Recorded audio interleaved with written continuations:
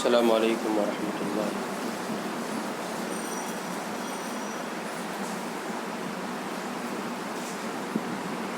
الحمد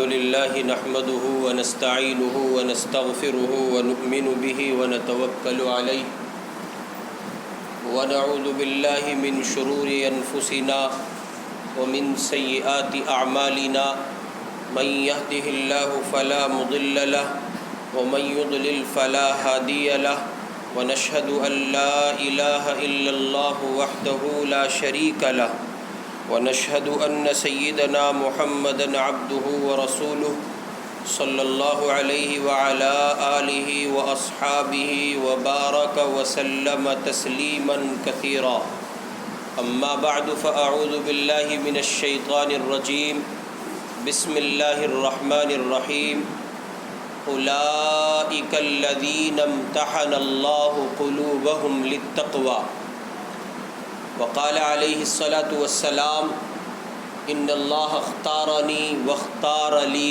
أصحابي، أو كما قال عليه الصلاة والسلام۔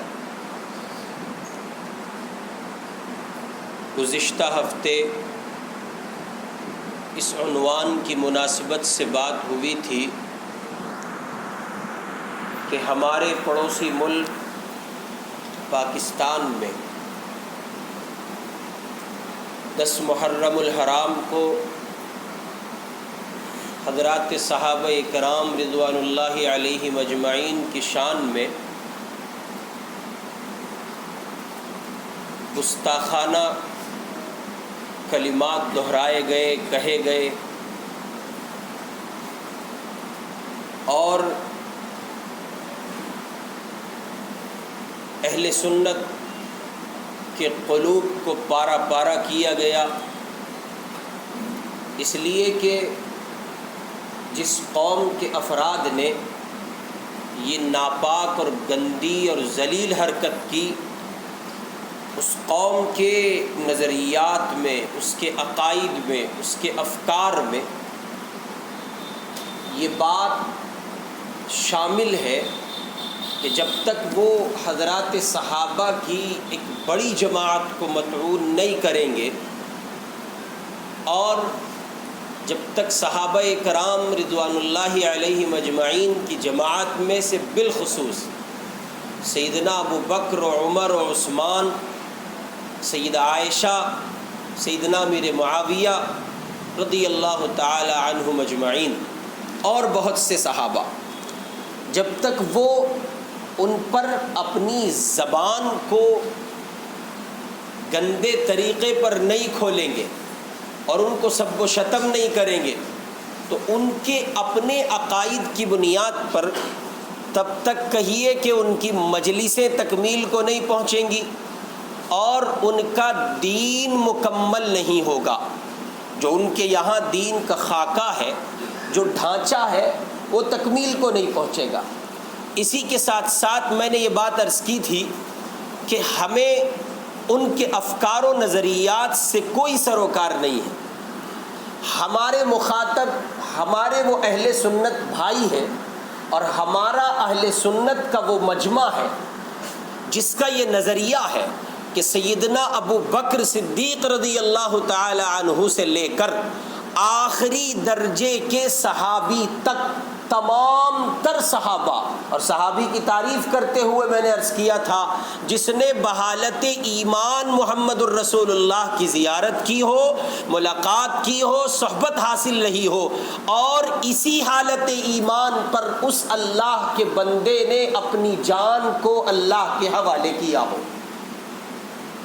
چنانچہ اس اصول کی روشنی میں سیدنا ابو بکر رضی اللہ تعالی عنہ سے لے کر اور اس آخری صحابی تک جس کا وجود اس زمین پر آخری صحابی ہونے کی حیثیت سے باقی رہا، اس آخری درجے کے صحابی تک اہل سنت والجماعت یا اہل سنت کا یہ عقیدہ ہے کہ تمام تر صحابہ اہل حق ہیں، تمام تر صحابہ حق کے راہی ہیں، تمام تر صحابہ محفوظ ہیں، تمام تر صحابہ اللہ کی طرف سے معاف کر دیے گئے ہیں. تمام تر صحابہ باوجود خطاؤں کے، باوجود اجتہادی اقدام کے، باوجود اجتہادی غلطیوں کے، اللہ رب العزت نے ان کے حق میں یہ فیصلہ کیا ہے رضی اللہ عنہم ورضوا عنہ.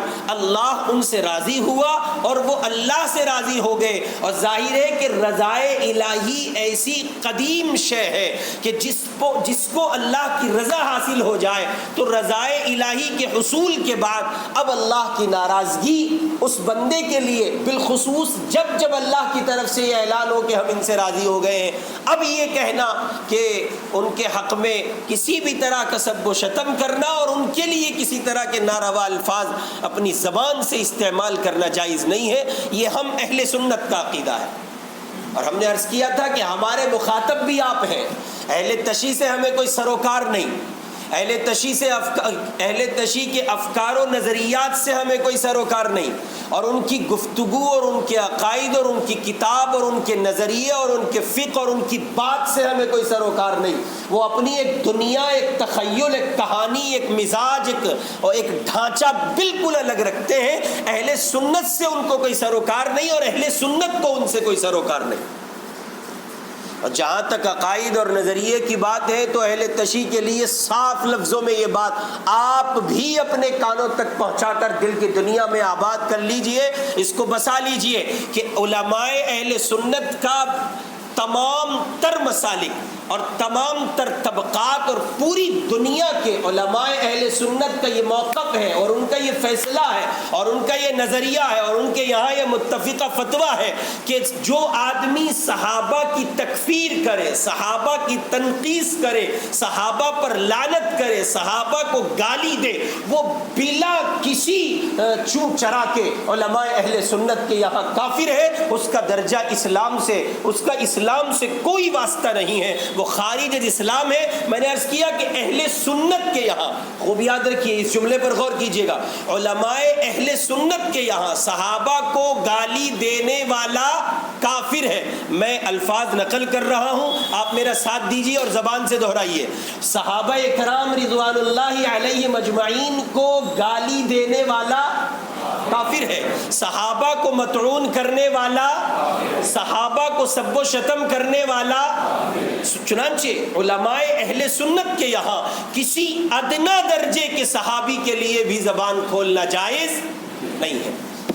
اب بات کرتے ہیں اس پر کہ صحابہ کے لیے اس قدر مر مٹنا ضروری کیوں ہے. اور یاد رکھیے صحابہ کی لسٹ میں ایسا نہیں ہے، اگر کسی کو یہ خیال ہو کہ صحابہ کی جو صف آپ نے تیار کی ہے اور صحابہ کی لسٹ میں جن لوگوں کو آپ شامل مانتے ہیں تو کیا وہ وہی لوگ ہیں جن کو ہم گالی دیتے ہیں؟ جی نہیں، ہم ان سے پہلے ان کو رکھتے ہیں جن کو آپ بے پناہ محترم رکھتے ہیں، اس لیے کہ وہ صرف آپ کے لیے لائق احترام نہیں ہے، وہ ہمارے لیے بھی لائق احترام ہے.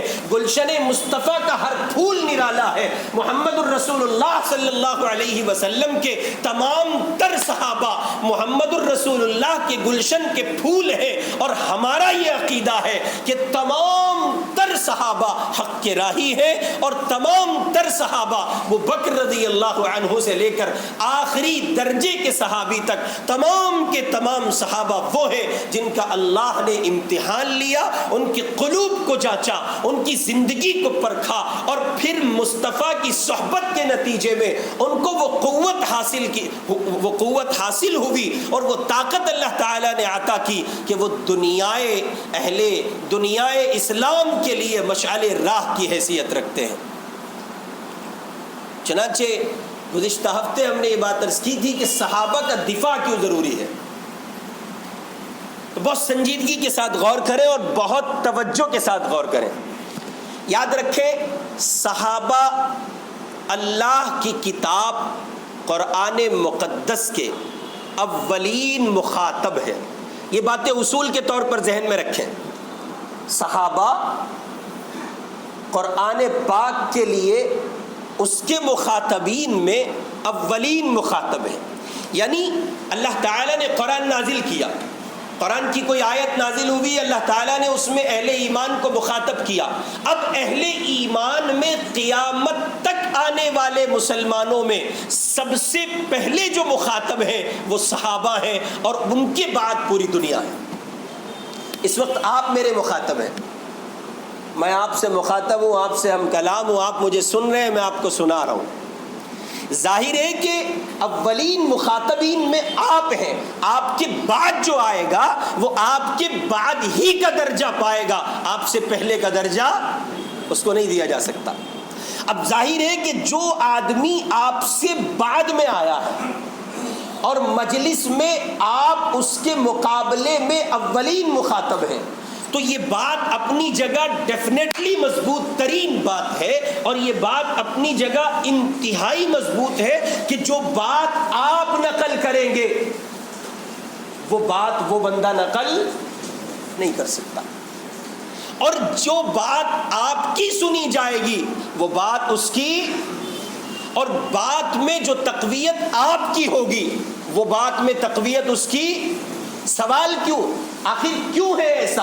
تو جواب اس کا یہ ہے کہ آپ چونکہ اولین مخاطب ہیں، آپ شروع گفتگو سے ہیں، اور وہ اللہ کا بندہ گفتگو کی تکمیل کے بعد آیا ہے. آپ نے براہ راست خطیب کو سنا ہے، اور اس نے خطیب کے سننے والوں سے سنا ہے، اس نے خطیب کے سننے والوں سے سنا ہے. اب فرق دیکھیں، اگر ہم لوگ، ہم سے مراد تمام تر اہل اسلام، اگر یہ تسلیم کر لے کہ بھائی ٹھیک ہے، ہر آدمی کو اپنی عقل، اپنے فہم، اپنی فراست، اپنے تدبر، اپنے علم اور اپنی معلومات اور تحقیق کے مطابق اس کی اجازت دی جاتی ہے کہ وہ یہ طے کرے کہ کون صحابی کہاں کس موقع پر حق کا راہی تھا، کون صحابی کہاں کس موقع پر اجتہادی خطا سے گزر گیا اور اس نے غلطی کی. اگر ہم امت کے عوام پر اور امت کے عامی علماء پر اور امت کے عامی علماء ہی نہیں، خواص پر بھی اگر یہ بات ڈال دیں، عامی علماء نہیں، اگر خواص علماء کے ذمے بھی یہ بات ڈال دی جائے کہ آپ طے کریں، تو اللہ کی قسم اس مقدس جماعت کا وہ کباڑہ ہوگا کہ آپ سوچ نہیں سکتے. آپ کسی ایک صحابی کو نہیں بچا پائیں گے. اس کی وجہ یہ ہے کہ ہر آدمی کا دیکھنے کا نظریہ الگ ہے، ہر آدمی کی تھنکنگ الگ ہے، ہر بندے کی فکر الگ ہے، اس کی سوچ الگ ہے، اس کا پیمانہ الگ ہے. چنانچہ معلوم یہ ہوا کہ پیمانہ وہ ہے جو اس امت کے اساتین علماء نے طے کیا ہے، پیمانہ وہ ہے جو 14 صدی سے طے کیا گیا ہے، پیمانہ وہ ہے جو اولین نے طے کیا ہے، پیمانہ وہ ہے جو علماء جمہور امت نے طے کیا ہے، اور پیمانہ وہ ہے جو علماء حق کی کثیر جماعت نے طے کر دیا ہے. اور جب بڑے بڑے خاموش رہے ہیں، اب چھوٹ بھائیوں کو اس کی اجازت نہیں ہے کہ وہ اس مقدس اولین جماعت پر زبان کھولیں. اور اس گنہگار نے گزشتہ ہفتے یہ بات عرض کی تھی کہ اگر صحابہ کرام رضوان اللہ علیہ مجمعین کا آپ دفاع نہیں کرتے، فور ایگزامپل آپ سب سے کہتے ہیں کہ ٹھیک ہے بھائی زبان کھولیں، اور ہر ایک کو اجازت دی جاتی ہے، چائے کی دکان پہ مٹر گشتی کرنے والا اور بازاروں کی زینت بننے والا اور دین اور شریعت سے کوسوں دور اور انتہا سے زیادہ مطلقاً جاہل شخص کو اس کی اجازت دی جائے. آپ یہ طے کر سکتے ہیں، مشاجرات صحابہ کھنگالیے، ان کے درمیان کی زندگیاں کھنگالیے، اور آپ طے کیجئے کون حق کا راہی تھا، کون حق کا راہی تھا. تو یاد رکھیں، صحابہ اولین مخاطب ہے قرآن پاک کے. اگر وہ انتخاب کرے گا اور وہ طے کرے گا تو اس کے پاس اتنی سمجھ بوجھ نہیں ہے، اتنی عقل و فکر نہیں ہے کہ وہ اللہ کا بندہ صحیح سمت کا تعین کر سکے. چنانچہ نتیجہ نکلے گا کہ وہ صحابہ کی ذات کو مخدوش کر بیٹھے گا. اس لیے تھوڑا ہی منع کیا گیا ہے کہ صاحب زبان نہ کھولو. نہیں، سوال یہ کہ زبان کھولنے کا ایک بنیادی نقصان یہ ہے کہ زبان آپ کھول رہے ہیں اپنی عقل و فکر کی بنیاد پر. آپ کے سامنے تاریخ ہے، جن لوگوں نے زبان کھولی ان کے سامنے تاریخ ہے. تاریخ، ہم یہ کہتے ہیں کہ صحابہ تاریخی نہیں ہیں، صحابہ قرآنی شخصیت ہے. تاریخ کے پیمانے میں تول کر آپ اس کے لیے فیصلہ کیجئے جس کے لیے قرآن میں کچھ نہ کہا گیا ہو. تاریخ کے پیمانے پر فیصلہ آپ اس کے لیے کیجئے جس کے لیے مصطفیٰ کی زبان سے کچھ نہ سنا گیا ہو, زبان رسالت نے کچھ نہ کہا ہو. جب مصطفیٰ کی زبان موجود ہے, محمد الرسول اللہ پر اترا ہوا اللہ کا قرآن موجود ہے, اب تاریخ کی کوئی حیثیت نہیں ہے. تاریخ بس تاریخ ہے, تاریخ کی کوئی حیثیت نہیں ہے. معنویت قرآن کو حاصل ہوگی, معنویت مصطفیٰ کی زبان کو حاصل ہوگی. اور جب زبان رسالت سے نکلا ہوا لٹریچر موجود ہے, اللہ کا نازل کردہ قرآن موجود ہے, اب ایسی تاریخ کو آگ لگا دی جائے اس کی کوئی گنجائش نہیں. اور میں نے یہ عرض کیا تھا کہ اہل تشیع سے ہمیں کوئی مطلب نہیں, ان کی اپنی دنیا ہے, وہ اس کو آباد کیے ہوئے ہیں. فیصلہ اللہ کے یہاں ہوگا. میرے مصطفیٰ کے صحابہ کو گالی دینے کا انجام اللہ ہم سب کی حفاظت فرمائے, خوب واضح ہوگا, خوب واضح ہوگا. اس زمین پر اللہ تعالیٰ نے اپنے محمد کے لیے ایسے دیوانوں کا انتخاب کیا ہی نہیں تھا, اس لیے کہ منتخب کردہ خدا کے تھے. اللہ کے رسول نے فرمایا ان اللہ اختارنی, مجھے منتخب کیا گیا, واختار لی اصحابی, اور پھر میرے لیے میرے صحابہ کو منتخب کیا گیا. معلوم یہ ہوا کہ انتخاب محمد الرسول اللہ کا نہیں ہے, انتخاب محمد ابن عبداللہ کا نہیں ہے, انتخاب کالی کملی والے کا نہیں ہے, انتخاب تو اللہ کا ہے. اب اگر کوئی کسی صحابی پر, کسی صحابی رسول پر طنز کرتا ہے, ان کی شخصیت کو مجروح و مخدوش کرنے کی کوشش کرتا ہے, وہ در حقیقت گھما پھرا کر اللہ پر الزام لگاتا ہے. اس کی جنگ براہ راست کس سے ہو رہی ہے؟ کس سے ہو رہی ہے؟ ناشتہ نہیں ملا ہے شاید, اللہ سے ہو رہی ہے. اور اللہ سے جنگ کرنے والا جیت سکتا ہے؟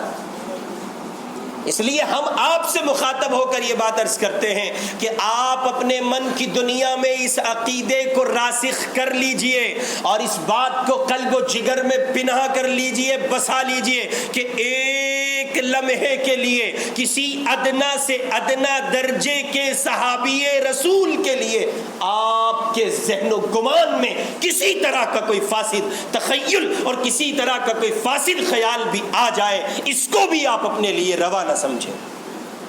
اس نظریے پر جینے کی ضرورت ہے. اور یاد رکھیے, اگر آپ صحابہ کے لیے سمجھوتا کر بیٹھتے ہیں تو یہ تمہارے حضرت جی جو ہے نا, حضرت جی, تمہارے پیر, تمہارے مشائخ, تمہارے علماء, تمہارے بزرگان دین, تمہارے تاریخ داں, تمہارے صاحب قلم, صاحب فکر و نظر, ان سب کی کوئی حیثیت نہیں ہے. پھر یہ کوڑا ہے, گندا کچرا ہے. جب صحابہ کچھ نہ رہے تو پھر ان کی کوئی حیثیت نہیں ہے, چونکہ یہ 14 صدی کے بعد آنے والا طبقہ ہے. اور سوال یہ ہے کہ وہ لوگ زبان کھولیں جن کے پاس علم کی آئین موجود نہیں ہے, اور ان کے لیے زبان کھولیں جن کو ان کے مقابلے مکمل علم عطا کر دیا گیا, تو پھر بات کیسے ہو؟ اس لیے صحابہ کا دفاع ضروری ہے, صحابہ کا دفاع ضروری ہے. یعنی آپ ان کے لیے میدان میں آئیں اور ہر اس زبان کو لگام دیں, ہر اس انگلی کو, ہر اس ہاتھ کو توڑ دیں جو صحابہ کے لیے غلط اٹھتا ہے, ہر اس زبان کو کاٹ کے پھینک دیا جائے جو صحابہ کے لیے غلط چلتی ہے. میں نے عرض کیا ہے کہ ان کی دنیا الگ ہے, ان سے کوئی سروکار ہمیں نہیں ہے. ہمیں تو مصطفیٰ کے دیوانوں کی آبرو بچانا ہے, اور ابو بکر سے لے کے ادنا درجے کے صحابی تک رضی اللہ عنہم اجمعین, سب کے سب ہمیں ہماری جان سے زیادہ عزیز ہیں. اور ظاہر ہے کہ درجے بدرجے فرق مراتب کے عنوان سے ہر صحابی کا اپنا ایک درجہ ہے, ہر صحابی کی اپنی ایک حیثیت ہے, ہر صحابی کا اپنا ایک مقام ہے. اور سوال یہ ہے کہ اس پر تو کلام کیا گیا, اور اس پر تو زبانیں کھولی گئیں, اور اس پر تو گفتگو کی گئی کہ جناب والا سیدنا علی رضی اللہ تعالی عنہ نے, سیدنا صدیق اکبر رضی اللہ تعالی عنہ نے ان حضرات کے درمیان میں، یعنی حضور کے بعد خلافت کے نظام میں صدیق اکبر پہلے خلیفہ قرار پائے، ان کے بعد عمر فاروق تشریف لائے، ان کے بعد عثمان تشریف لائے، اور پھر سیدنا علی رضی اللہ تعالی عنہ تشریف لائے۔ سوال یہ کہ وہ طبقہ جو یہ نظریہ رکھتا ہے، جس کے من کی دنیا میں یہ فساد برپا ہے، جو یہ کہتا ہے کہ جناب والا حق تو علی کو حاصل تھا، حق تو علی کا تھا، علی کو آنا چاہیے تھا رضی اللہ عنہ، اور ہم یہ کہتے ہیں کہ آپ کی بات 100% سر ماتھے پر ہے، لیکن صدیق اکبر خلیفہ بنائے گئے، علی زبان نہیں کھولتے ہیں،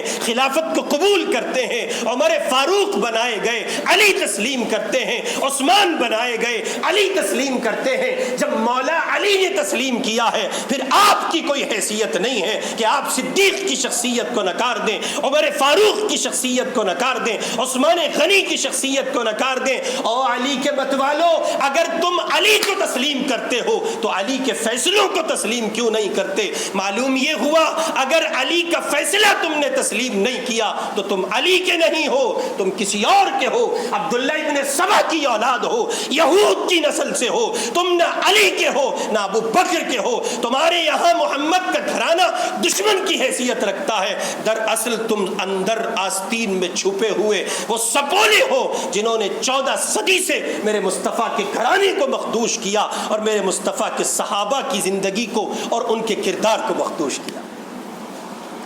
علی قبول ہے، علی کا فیصلہ قبول نہیں، حسن قبول ہے، حسن کا فیصلہ قبول نہیں، حسین قبول ہے، حسین کا فیصلہ قبول نہیں، اہل بیت قبول ہے، اہل بیت کا فیصلہ قبول نہیں۔ محمد الرسول اللہ کی ذات کو تسلیم کرتے ہو، محمد الرسول اللہ کی زبان کو تسلیم نہیں کرتے، محمد الرسول اللہ کے نظام کو تسلیم کرتے ہو، اور ان کی زبان سے نکلے ہوئے ان کے اصحاب کے لیے کلمات کو تسلیم نہیں کرتے۔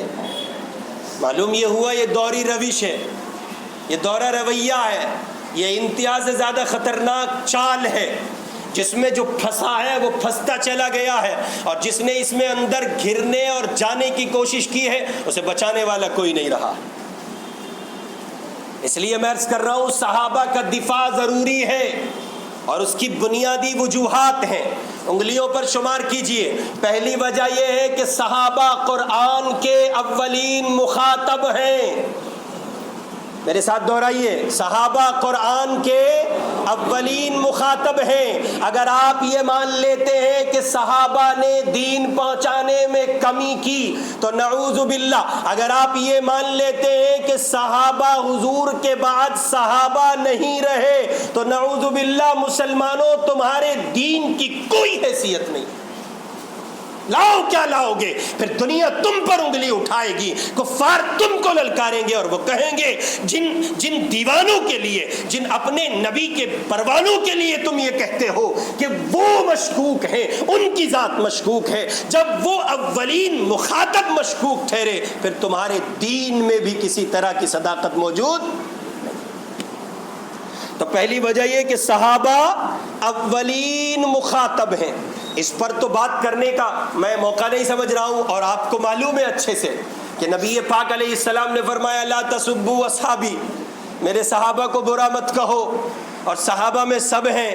جی ہاں، اگر ایک طرف حضور پاک علیہ السلام کے صحابہ میں ابو بکر یار غار ہیں، عمر فاروق محمد الرسول اللہ کی منشا سمجھتے ہیں، عثمان غنی رضی اللہ تعالی عنہ حضور کے دوہرے داماد ہیں، سیدنا علی حضور کے منظور نظر ہیں، آپ کے چچا زاد بھائی ہیں، آپ کے داماد ہیں، اور ایک طرف آپ کے دونوں بیٹے سیدنا حسنین کریمین رضی اللہ تعالی عنہما، یہ دونوں کے دونوں آپ کے شہزادے ہیں، صحابی ہیں، اور بے پناہ ان کو پیار نبی پاک علیہ السلام کا ملا ہے، اور تمام تر امت کے لیے یہ دونوں کے دونوں افراد مسلمہ حیثیت رکھتے ہیں۔ جنت کے جوانوں کا سردار ان کے لیے ہونا طے کیا گیا ہے۔ مصطفیٰ کی زبان سے نکلا ہوا ایک ایک کلمہ حسین کی عظمت پر دلالت کرتا ہے، حسن کی عظمت پر دلالت کرتا ہے رضی اللہ تعالی عنہما۔ غرض یہ کہ ایک طرف جہاں سیدنا علی ہیں، وہیں حضرات حسنین ہیں، اور وہیں سعد بن ابی وقاص ہیں، وہیں ابو ہریرہ ہیں،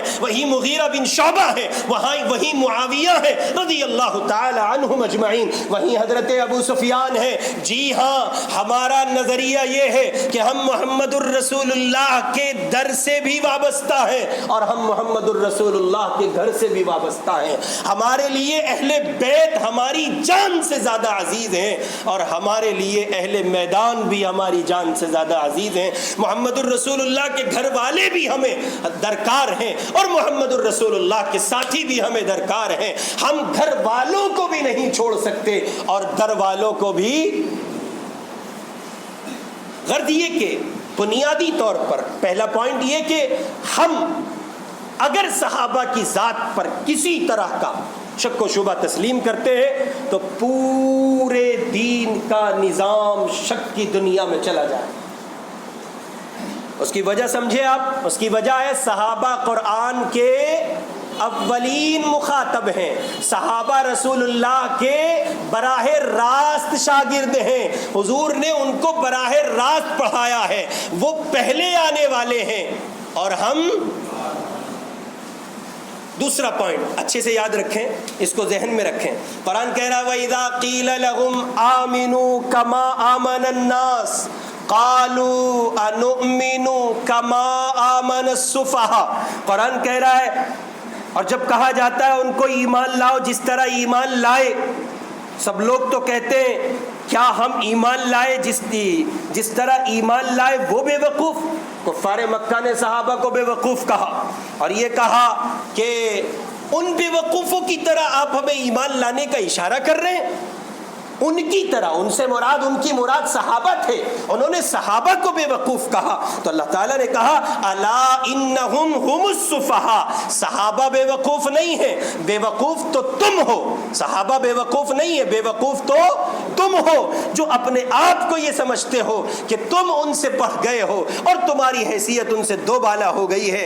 یاد رکھو، میرے دین پر قائم رہنے کے لیے میرے محمد صلی اللہ علیہ وسلم کے دیوانوں کی شخصیت کی عظمت کو دل میں برقرار رکھنا ضروری ہوگا۔ اگر آپ ان کو ٹھکرا دیں گے تو پھر یاد رکھیے کہ آپ کے دین کا کوئی اعتبار نہیں ہوگا۔ صحابہ کا دفاع کیوں ضروری ہے؟ بنیادی طور پر دوسرا پوائنٹ یہ اس لیے ضروری ہے کہ اللہ نے ان کے جیسے ایمان لانے کا اہل ایمان کو حکم دیا ہے۔ ایمان لانا ہے تو کیسا لانا ہے؟ جیسے صحابہ ایمان لائے تھے۔ اب جب ان کے ایمان کو بنیاد بنایا جا رہا ہے تو معلوم یہ ہوا ایمان کی دنیا میں ان سے زیادہ پختہ کار شخصیت اس زمین پر۔ تیسرا پوائنٹ، صحابہ ہمارے لیے معیار ہدایت ہیں۔ کسی بھی عمل کی دنیا کو طے کرنا ہے تو محمد الرسول اللہ صلی اللہ علیہ وسلم کا لٹریچر، ان کی شریعت۔ اب سوال یہ کہ اس کو فالو کس نے کیا ہے، تو سب سے پہلے جو فالوورز ہیں ان کو دیکھا جائے گا، اور سب سے پہلے جو فالوورز ہیں وہ کون ہیں؟ تو صحابہ ہمارے لیے معیار ہدایت ہیں۔ قرآن کہہ رہا ہے فَإِنْ آمَنُوا بِمِثْلِ مَا آمَنْتُمْ بِهِ فَقَدِ اهْتَدَوْا۔ قرآن کہہ رہا ہے پس اگر وہ ایمان لائے اس طرح جس طرح تم ایمان لائے تو وہ ہدایت یافتہ ہوں گے۔ اللہ تعالیٰ نے قیامت تک آنے والے تمام تر مومنین کو، انسانوں کو مخاطب کیا، اگر صحابہ کے مثل ایمان لاتے ہو، ان کی اقتدا کرتے ہو، ان کے متبع بن کر زندگی گزارتے ہو اور ان کے ایمان کو معیار بنا کر ایمان کا پیمانہ اپنے لیے طے کرتے ہو، تب پھر تم ہمارے یہاں قبول ہو۔ معلوم یہ ہوا صحابہ ہمارے لیے معیار ہدایت۔ اور آ جائیے، صحابہ ہمارے لیے ہمارے بڑے درجے کے محسن ہیں۔ انبیاء رسول پاک صلی اللہ علیہ وسلم کے بعد اس زمین پر ہمارا ان سے بڑا محسن کوئی نہیں ہے۔ ارے تمہارے باپ کو کوئی گالی دے تو دفاع کرو گے کہ نہیں کرو گے؟ ایسے سوتے ہوئے دفاع کرو گے؟ میرے تیرے باپ کو کوئی گالی دے تو دفاع کرے گا کہ نہیں کرے گا؟ جی، میرے تیرے باپ کو کوئی سب و شتم کرے تو زبان کھولے گا کہ نہیں کھولے گا؟ کیا کرے گا اس انگلی کا جو میرے تیرے باپ کے لیے اٹھتی ہوگی؟ ذرا جواب دے، کیا کریں گے آپ؟ وہ انگلی توڑ دی جائے گی. کیوں؟ وہ آپ کا باپ ہے اس لیے، وہ آپ کا گھرانہ ہے اس لیے، وہ آپ کا خاندان ہے اس لیے.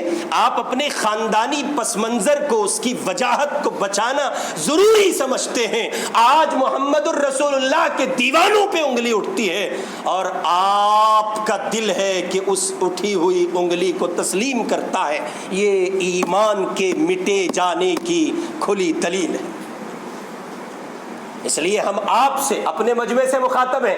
ہم کسی کو مطعون نہیں کر رہے ہیں. ہم کسی کو نہیں کہہ رہے ہیں آپ اپنا نظریہ چھوڑ کے ادھر آئیے. ہم تو یہ کہتے ہیں قائم رہیے، خدا کے یہاں فیصلہ ہوگا. آپ ہمیں چیلنج نہیں کر رہے ہیں. آپ نے تو چیلنج براہ راست خدا عز و جل کو کر دیا ہے. ہم آپ سے کچھ نہیں کہتے ہیں. آپ سے بات وہیں ہوگی، یہاں آپ سے بات نہیں ہوگی.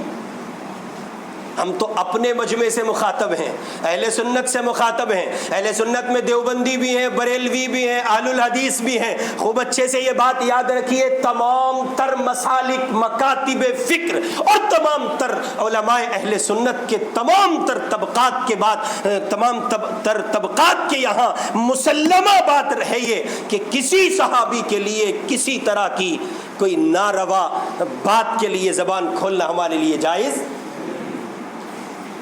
ہمیں ان سے کوئی سروکار نہیں ہے، وہ اپنی مجلس سے پڑھیں بیچارے، اللہ کے یہاں فیصلہ ہوگا. لیکن آپ سے یہ بات ہے اور آپ کو مخاطب کر کے یہ کہا جا رہا ہے کسی صحابی کے لیے، صحابی پر کوئی کلام کرے خاموش کیجئے، خبردار کیجئے. اور میں آگے بڑھ کر عرض کر رہا ہوں، ضرب یضرب کی گردان پڑھیے، ایسے کتے کو ماریے، اس کی عقل ٹھکانے لگائیے. صحابی کے لیے زبان کھولتا ہے تو.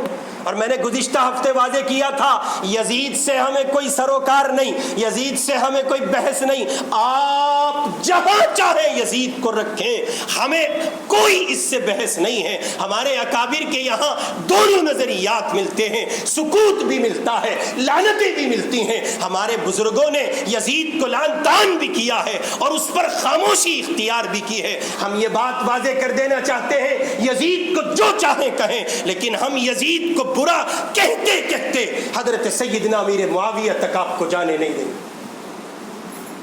یزید کو آپ جو چاہیں کہیں، لیکن آپ وہاں سے ہوتے ہوتے یزید کے باپ سیدنا امیر معاویہ تک پہنچے، اس کی گنجائش ہم آپ کو نہیں دیں گے.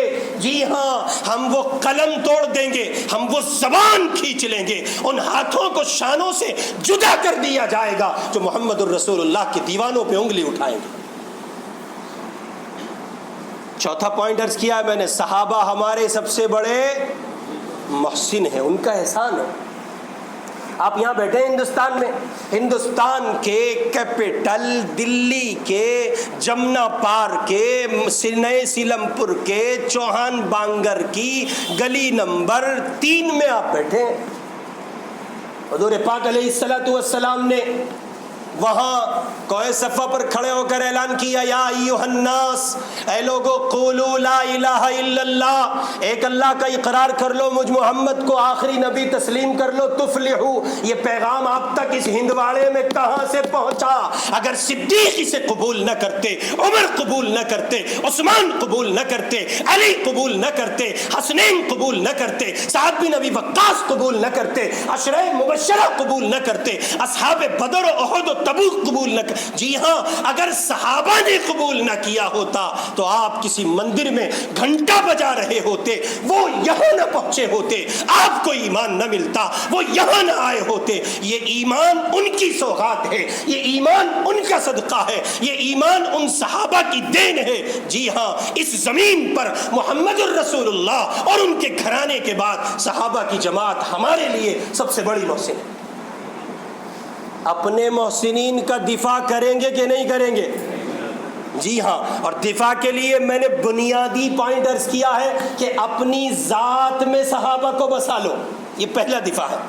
اپنی ذات میں صحابہ کو بسا لیں، یہ پہلا دفاع ہے. ہم آپ کو نہیں چھیڑتے ہیں، آپ سے ہمارا کوئی سروکار نہیں. آپ کے نظریات، آپ کے عقائد، آپ کی دنیا، آپ کی فکر، وہ سب کچھ الگ ہے. ہمارا آپ سے کوئی تعلق نہیں ہے اور اس سے کوئی تعلق ہو بھی نہیں سکتا جو مصطفیٰ کے دیوانوں پہ انگلی اٹھاتا. جیسے ہندوؤں سے، سکھوں سے، بدھسٹوں سے، جینیوں سے، یہودیوں سے، دلتوں سے اور دیگر طبقات سے تعلقات ہیں اور اسلامی نئی انسانی اخوت ہے، ٹھیک اسی طرح آپ سے بھی ہے. لیکن جہاں تک تعلق ہے ہماری اپنی دنیا کا، تو ہم اپنی دنیا میں صحابہ کو مسلم سمجھتے ہیں. صحابہ ہمارے لیے ہمارے سب سے بڑے محسن ہیں. ہم صحابہ پر کسی طرح کی انگلی اٹھانے کو روا نہیں سمجھتے ہیں. 5واں پوائنٹ، صحابہ اکرام رضوان اللہ علیہ مجمعین کی ذات ایسی ہے کہ نبی نے کسی ایک صحابی کے لیے اپنے آپ میں جام شہادت نوش فرمانے تک کا ارادہ ظاہر کیا. بیعت رضوان اٹھائیے، بیعت رضوان اٹھائیے. سیدنا عثمان غنی رضی اللہ تعالی عنہ کی خاطر حضور نے تمام صحابہ کو جمع کیا اور جمع کر کے آپ نے فرمایا عثمان کے ساتھ اگر ویسا ہوا جیسی خبر ملی ہے تو پھر تم سب مجھ سے یہ عہد لو اور عہد کرو میرے ہاتھ پر، بیعت کرو تم سب کے سب کہ آخری درجے تک پہنچیں گے. اگر اس کے لیے جام شہادت نوش کرنا پڑا تو اس سے بھی گریز نہیں کریں گے.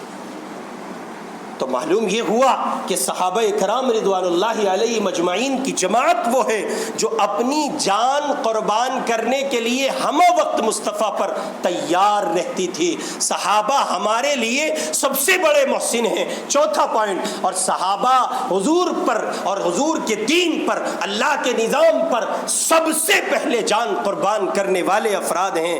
اس لیے ہمارے لیے صحابہ معیار ہیں اور وہ ہمارے لیے ضروری ہے، اسی لیے ہم ان کا دفاع ضروری سمجھتے ہیں. اسی کے ساتھ ساتھ 6واں پوائنٹ، صحابہ نبوت کی حفاظتی دیوار ہے. ظاہری اسباب میں یوں اللہ نبوت کا محافظ ہے، یوں اللہ نبوت کا محافظ ہے، لیکن اس دنیا کے دارالاسباب میں اللہ تعالیٰ نے جن لوگوں کو حفاظت نبوت کی دیوار کی حفاظت کے لیے قبول کیا ہے وہ شخصیات صحابہ ہیں. اور اسی کے ساتھ ساتھ یہ میں نے عرض کیا، روایت پڑھی، 7واں پوائنٹ عرض کر رہا ہوں، میں نے روایت پڑھی ان اللہ اختارنی واختار لی اصحابی. صحابہ کا دفاع اس لیے بھی ضروری ہے، جہاں وہ اولین مخاطب ہیں قرآن کے، وہاں وہ اللہ کے دین کے لیے، محمد الرسول اللہ کے لیے اور محمد الرسول اللہ کے دین کے لیے انتخاب میں سب سے اول ہے. اللہ نے ان کو چنا ہے. کس نے چنا ہے؟ اللہ نے چنا ہے. اس لیے بہت احتیاط کے ساتھ یہ بات عرض کر رہا ہوں کہ اپنی من کی دنیا میں صحابہ کو اتنی جگہ دیجئے اور اتنا ان کو بسائیے اور اتنا ان کو اپنے قلب و جگر میں پنہا کیجئے کہ ایک لمحے کے لیے کوئی خیال بھی کسی صحابی کے لیے آپ کے من پر غلط نہ گزرتا ہو. صحابہ ہمارے دین کی اساس ہیں، بنیاد ہیں، جڑ ہیں. اور اگر ہم نے یہ مان لیا کہ صحابہ کچے ہیں، ہم نے یہ مانا صحابہ نعوذ باللہ غلط ہیں، ہم نے یہ مانا صحابہ نے دین کو بدلا، ہم نے یہ مانا کہ صحابی نے کچھ روایت بتائیں اور کچھ نہیں بتائیں، تو پتہ یہ چلا کہ جن کے اولین پیروکار غلط، ان کے دین پر اعتماد. اس لیے علماء جمہور اہل سنت، علماء جمہور امت، پوری دنیا کے جمہور امت علماء کا اس پر اتفاق ہے کہ کسی صحابی کے لیے زبان کھولنے کی کوئی گنجائش، تمام تر صحابہ، کسی ایک کی بات نہیں ہو رہی ہے، تمام تر صحابہ. اور صحابی کی تعریف میں نے آپ کی خدمت میں عرض کی ہے، بحالت ایمان محمد الرسول اللہ کی زیارت و ملاقات و صحبت حاصل رہی، اور بحالت ایمان ہی دنیا سے گئے ہیں. جو آدمی اس پیمانے پر ہے وہ صحابی رسول ہے اور اس کے لیے زبان کھولنے کی گنجائش نہیں. ایک بات اور ذہن میں رکھیں، عقلی طور پر آج امت میں دین کی جس درجے کمی ہے، اگر آپ ان عظیم شخصیات کے فیصلے کے لیے ہر ایک کو زبان کھولنے کی اجازت دے دیں گے، جبکہ ماضی میں بڑے بڑوں نے زبان نہیں کھولی ہے، تو پھر آج کی امت کے حالات کے پیش نظر آپ فیصلہ کریں ان کے علم، ان کے تدبر اور ان کے تفقہ کی روشنی میں کہ صحابہ کرام اور ان کے بعد رسول اللہ، قرآن، حدیث اور پورے دینی ڈھانچے کا جو کچھ بنے گا وہ فیصلہ آپ کے ہاتھ میں ہے۔ اس لیے صحابہ اکرام کے دفاع کے لیے ہم وقت تیار رہیں، اور صحابہ کے دفاع کا بنیادی قدم یہ ہے کہ آپ اپنے من کی دنیا میں یہ طے کیجئے کہ کسی صحابی کے لیے کوئی ایک لفظ سننا آپ کو گوارا نہیں ہوگا۔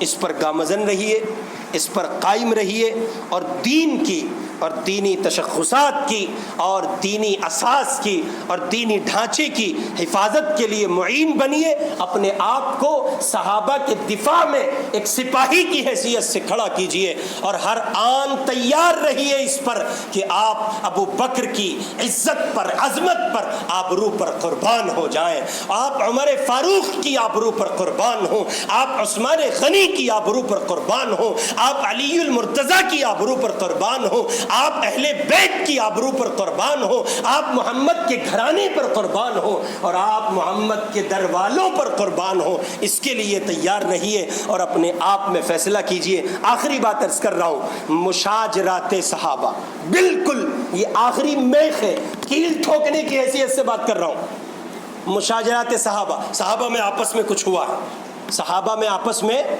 کچھ ہوا، بشر تھے، انسان تھے، صحابہ معصوم نہیں ہیں، البتہ محفوظ ہیں۔ صحابہ معصوم نہیں ہے، اس لیے کہ معصوم تو نبی ہوتا ہے، البتہ صحابہ محفوظ ہیں، اللہ نے ان کی حفاظت کی ہے۔ یاد رکھیے صحابہ کرام رضوان اللہ علیہ مجمعین کے لیے یہ بات عرض کر رہا ہوں، مشاجرات صحابہ میں کچھ ہوا، اس کے لیے جمہور علماء امت کا متفقہ فتویٰ اور فیصلہ ہے، اولین افراد سے لے کر عہد اول سے لے کر، ہم 14 صدی کے بعد کے مسلمان ہیں، پہلی صدی سے نہیں، ادھر محمد رسول اللہ گئے ہیں، آپ نے پردہ فرمایا ہے، ان کے بعد سے یہ مستقل ایک اصول طے کیا گیا، صحابہ کے لیے کوئی زبان نہیں کھولے گا۔ اب رہی بات، میں اور واضح کر رہا ہوں، رہی بات یہ کہ جنگ جمل میں، صفین میں، ایک طرف حضرت سیدنا امیر معاویہ ہیں، ایک طرف سیدنا علی ہیں، ایک طرف سیدہ عائشہ ہیں، ایک طرف سیدنا علی ہیں۔ اب سوال یہ کہ دونوں طرف صحابہ کا مجمع ہے، دونوں طرف اہل ایمان کا مجمع ہے، علی رضی اللہ عنہ سے کوئی پوچھتا ہے آپ کی طرف جو تھے وہ بھی جنتی تھے، اور کیا معاویہ کی طرف سے لڑنے والے حضرت علی کی زبان ہے، وہ فرماتے ہیں جو قتل کیے گئے وہ بھی جنتی تھے، اور جنہوں نے قتل کیا وہ بھی جنتی ہیں، اس لیے کہ معاویہ بھی حق پر ہے اور علی بھی حق پر ہے۔ جہاں تک فیصلہ کرنا ہے علی اور معاویہ کی شخصیات کے لیے، وہ ایک تحقیقی مسئلہ ہے، اور ہم اس کے لیے سیدنا علی رضی اللہ تعالی عنہ کے پالے میں جاتے ہیں، لیکن ہم یہ ہرگز نہیں کہہ سکتے کہ سیدنا معاویہ رضی اللہ تعالی عنہ کے لیے زبان سے کوئی جملہ کہا جا سکتا ہے۔ مشاجرات صحابہ میں اگر علی یہ فیصلہ کرتے ہیں کہ معاویہ کی جانب سے مرنے والے بھی جنتی ہیں، مارنے والے بھی جنتی ہیں، اور علی کی جانب سے مرنے اور مارنے والے بھی جنتی ہیں، پھر اس دنیا میں آنے والے کسی انسان کو یہ حق نہیں پہنچتا کہ وہ سیدنا امیر معاویہ کو کچھ کہے یا سیدنا علی رضی اللہ تعالی عنہ کو کچھ کہے۔ یہ سارے کے سارے پھول ہیں محمد الرسول اللہ کے گلشن کے، اور محمد کے گلشن میں اللہ نے ایسا کوئی پھول نہیں کھلایا ہے جس میں خوشبو نہ پائی جاتی ہو۔ خوشبو الگ الگ ہے، رنگ الگ ہے، کھلنے کا انداز الگ ہے، لیکن ہیں سارے کے سارے پھول۔ اللہ پاک مجھے اور آپ کو صحابہ کے دفاع کے لیے قبول فرمائے، ان کی عظمت اور ان پر جانثاری کے لیے قبول فرمائے۔ وآخر دعوانا ان الحمدللہ رب العالمین۔ اس ویڈیو کو لائک کریں، کمنٹ باکس میں دعاؤں سے نوازیں، چینل کو سبسکرائب کریں، صدقہ جاریہ کی نیت سے شیئر بھی کر دیں۔